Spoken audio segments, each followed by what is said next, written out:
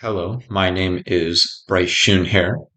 There is a category of molecules called fullerenes, which are composed of carbons to form a sort of hollow cage.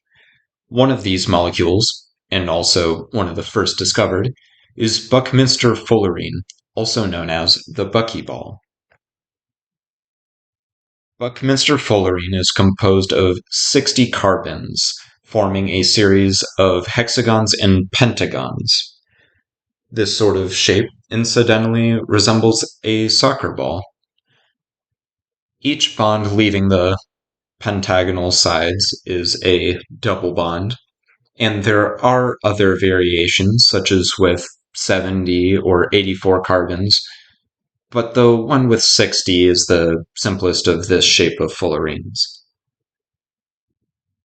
Both in its solid and liquid forms, buckyballs have a purplish hue, and when in its solid form, buckyballs form a crystalline structure in a face-centered cubic pattern.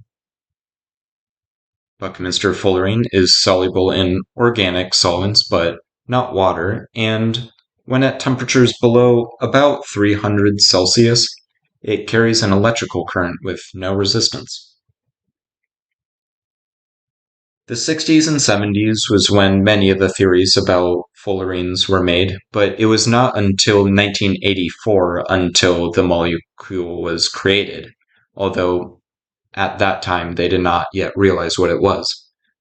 Researchers at Rice University in 1985 were researching the infrared emissions of giant red carbon stars and made a molecular representation to experiment with.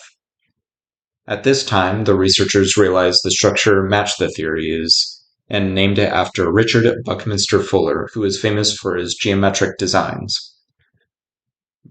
Though the structure is similar to Fuller's geodesic domes, it is a bit misleading.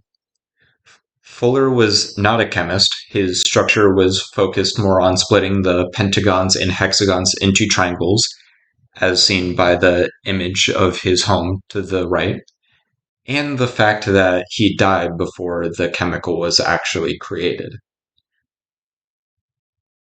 To make Buckminster fullerene, there is a very extensive process that must be undergone.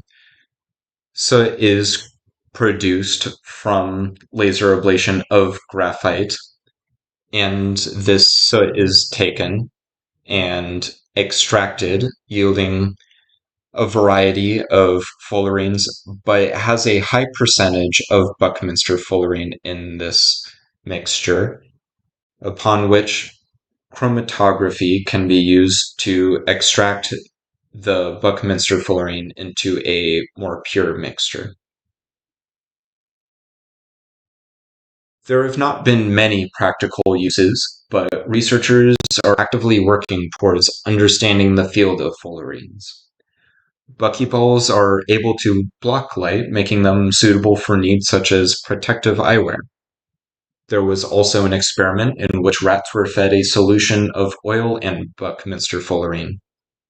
The rats fed this solution typically lived much longer, but there was an issue found.